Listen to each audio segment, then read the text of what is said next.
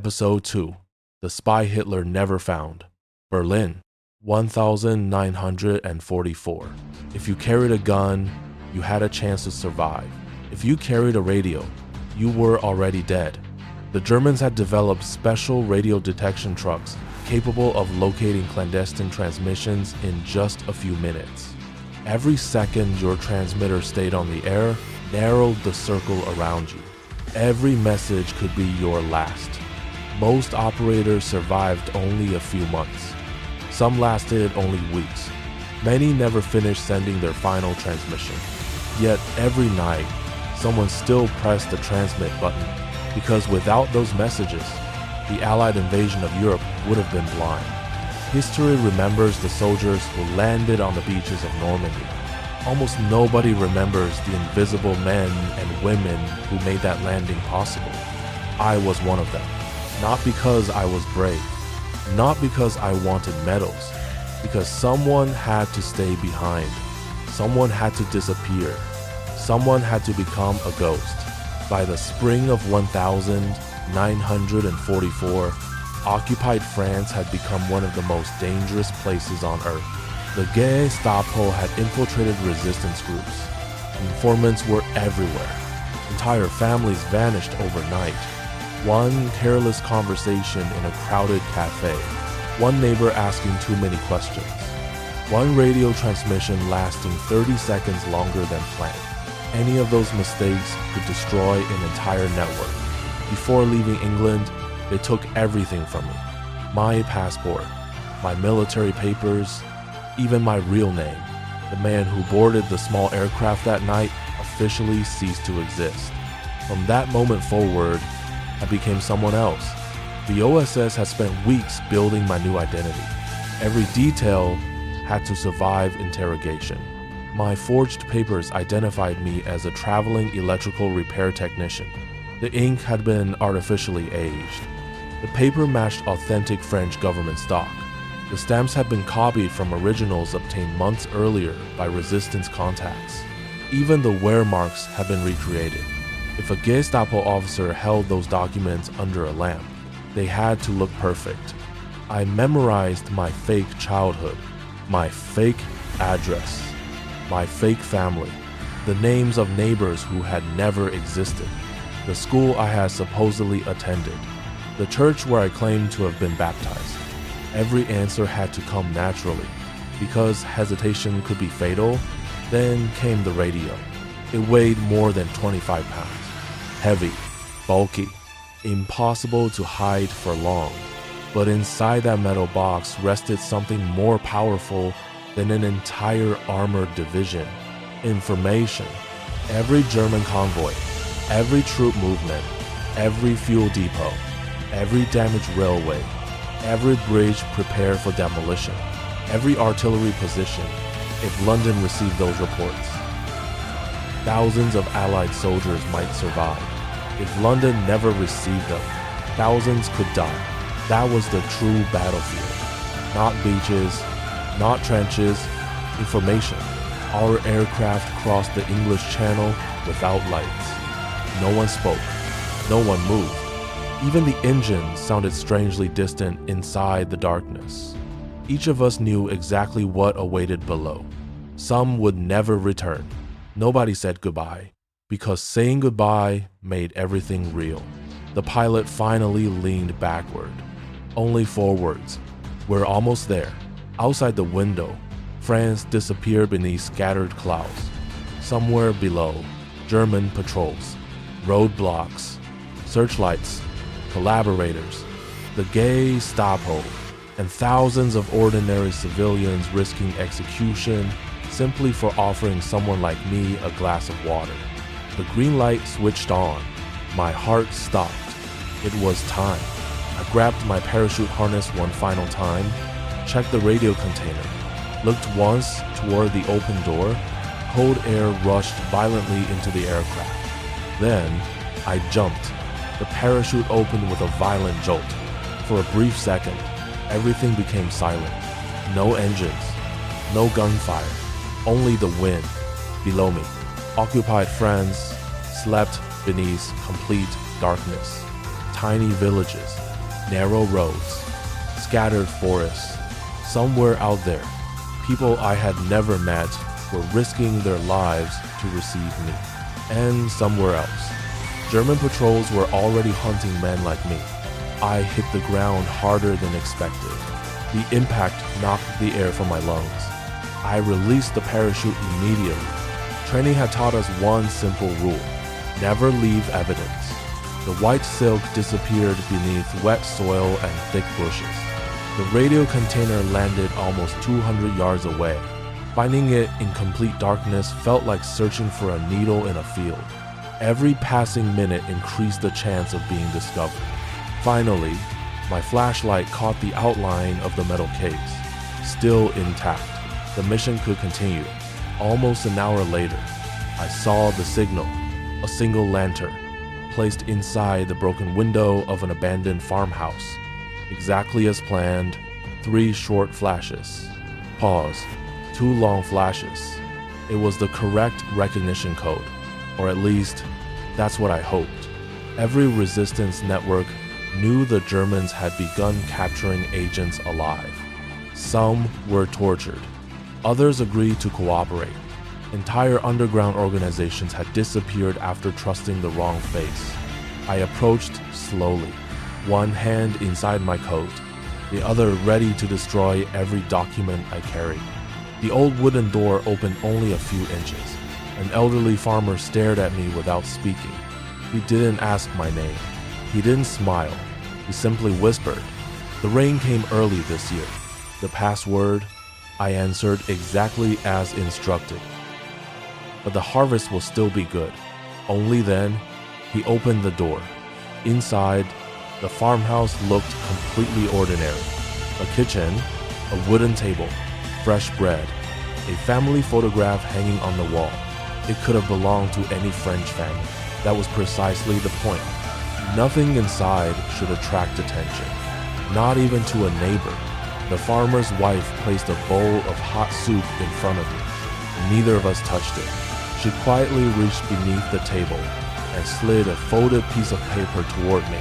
Names, addresses, safe houses, dead drops, emergency escape routes. Every location had already changed twice before I even arrived. Because nothing remained safe for long, the farmer finally looked directly at me.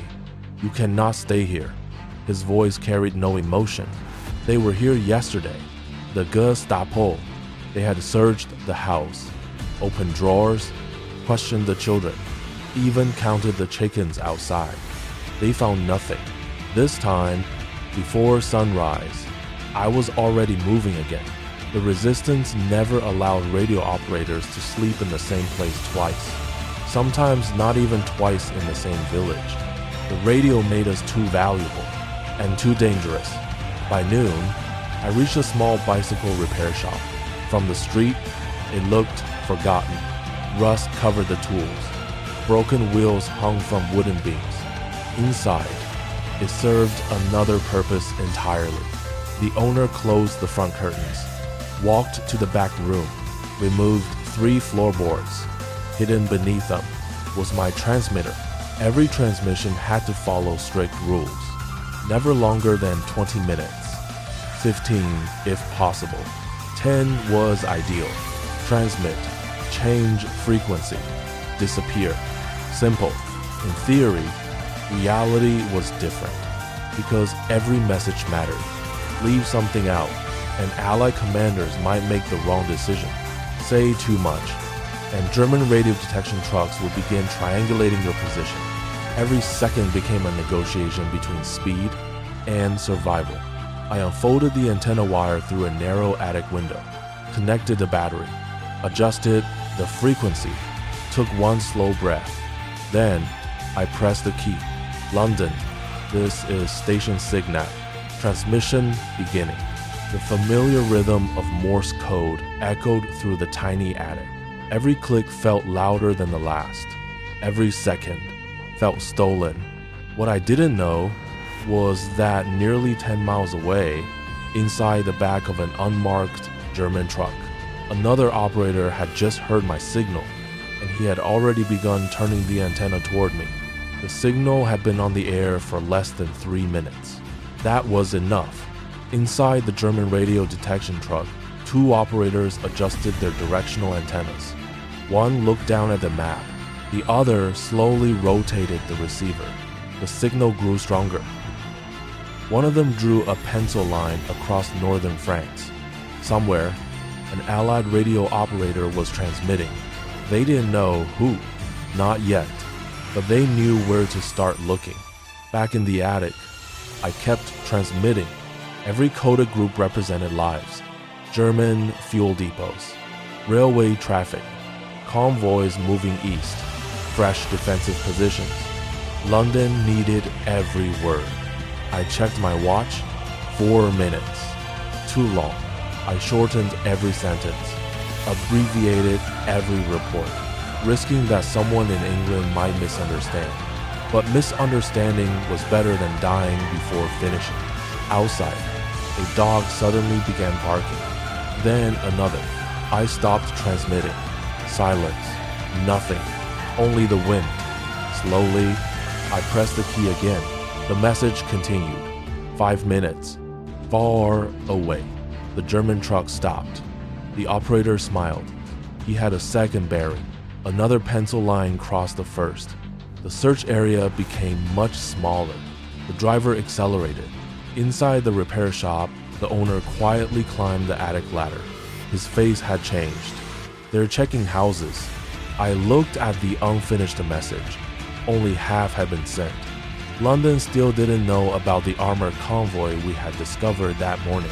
If I stopped now, the information might never arrive. If I continued, the Germans might arrive before I left. The hardest decision in espionage was never whether to be brave. It was deciding what information was worth dying for. I pressed the key again. The final coded groups left the transmitter. Then, I disconnected everything. The antenna wire disappeared into my bag. The battery came out. The transmitter was wrapped in old blankets. Less than 90 seconds. That was our evacuation drill. We had practiced it dozens of times in England. Now, it was real. The shop owner opened a hidden compartment beneath the staircase. The radio disappeared. The floorboards returned. Dust covered everything. It looked untouched. A loud knock echoed through the building. Nobody moved. Another knock. Harder. The owner looked at me. Without speaking, he pointed toward a narrow door behind a shelf. I squeezed inside. The space was barely large enough to breathe. Darkness surrounded me. Boots thundered across the wooden floor. German voices. Short, aggressive. Furniture scraped across the room. Drawers opened. Glass shattered. Someone walked directly toward the hidden compartment. For one terrifying second, I was certain they had found it. Instead, they stopped. A bicycle wheel rolled across the floor. One soldier laughed. Another cursed. Then, silence. Minutes passed. Or perhaps only seconds. Time no longer existed. Finally, the front door slammed shut. The owner waited another full minute before opening the hidden space. They'll come back. He didn't need to explain. The network had been exposed. Not completely, but enough. That night, every safe house changed. Every meeting point moved. Every courier disappeared. The hunt had begun, and from that moment forward, every face became a possible informant. Every stranger, a possible Gestapo officer. Every friend, a possible traitor. For the first time since landing in France, I realized something. The Germans weren't chasing me. They were chasing my radio. And as long as I kept transmitting, they would never stop. For the next 12 days, I never slept in the same bed twice. Sometimes I slept in barns. Sometimes inside abandoned churches. Once, inside the attic of a school that had been closed since the occupation began. Every morning, someone new handed me another identity, another bicycle, another destination. The resistance had mastered one simple rule. If one link broke, the chain survived. But by early May 1944, everything changed. A courier arrived just before dawn. He was barely 20 years old, covered in mud, completely exhausted. Without saying a word, he handed me a small metal capsule. Inside, a strip of paper, only a few lines. Yet every word mattered. German panzer divisions were quietly repositioning. Fuel depots had been relocated. New artillery batteries had appeared along the Norman coast. The Atlantic Wall was changing. Every hour, those reports remained in France. They became less valuable. London needed them immediately, but transmitting meant only one thing. The hunt would begin again. I looked at the radio, then at the paper, then back at the radio. No one spoke. Nobody had to. Everyone in that room already understood the risk. One elderly resistance fighter quietly pushed a cup of coffee toward me. His hands trembled. He had seen too many operators disappear. You don't have to send it today. It was the first time anyone had ever given me permission to refuse a mission. I smiled, then folded the message. If I don't, someone else will die because of it. Nobody answered. An hour later, the antenna wire climbed once again through the roof tiles. Battery connected. Frequency adjusted. Clock started. Every transmission followed the same ritual. Never panic. Never rush. Never stay longer than necessary. London, this is Station Signet. Priority message. The coded groups left my fingers one after another. Railway coordinates. Tank concentrations. Fuel reserves. Bridge conditions. Every sequence of dots and dashes represented lives that might be saved weeks later. 4 minutes. 5. Too long. But the message wasn't finished. Suddenly, the receiver produced something it never should have. Static. Then, another signal. Not from London. Someone else was transmitting. A German direction-finding station. They were searching, and they were close. Much closer than before. Outside, an engine stopped. Then another. Doors slammed. Boots? Many boots. I looked through the narrow attic window. A gray truck, black uniforms.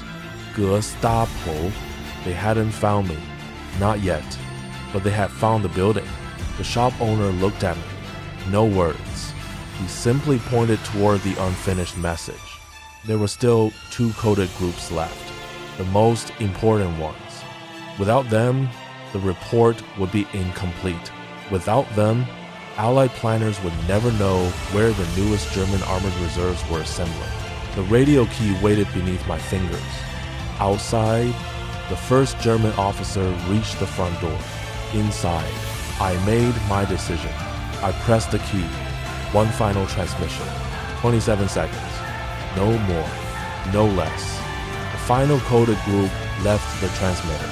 Immediately, I ripped the antenna wire free, pulled the battery, closed the radio. At that exact moment, the front door exploded open below us. The Gestapo had arrived. The front door crashed against the wall. German voices echoed through the building. Furniture overturned. Glass shattered. Someone shouted orders from below. There was no more time. The radio disappeared into a canvas sack. The battery went into another. Nothing could remain together. If they found one piece, they could still prove nothing. The shop owner looked at me one last time. Then he quietly opened a narrow trapdoor hidden beneath an old workbench. I climbed inside. The tunnel was barely high enough to crawl. Cold earth surrounded me. Above, the Gestapo had reached the attic. Boots pounded across the wooden floor. One officer stopped exactly where the transmitter had been less than a minute earlier. Silence. Then, anger. They knew someone had been there, but they had arrived too late. I crawled through the tunnel for what felt like hours. In reality, it was less than 10 minutes. The passage ended inside an abandoned wine cellar beneath another building nearly 2 streets away. Waiting for me, was a young resistance courier. He handed me a different jacket, a different bicycle, a different set of identity papers. Once again, the man the Germans had been hunting no longer existed. By sunrise, the bicycle repair shop had been completely empty. The owner had disappeared. The radio had vanished. Every document had been burned. Every member of the network had moved. When the Gestapo returned the following morning, they found nothing. No transmitter, no code books, no names, only dust. Days later, confirmation arrived from London. The message had been received in full. The intelligence concerning German armored reserves had already been forwarded to Allied planners preparing for the invasion of Normandy. No parade followed. No medals were awarded. No newspaper ever printed our names. The people who carried rifles would become heroes.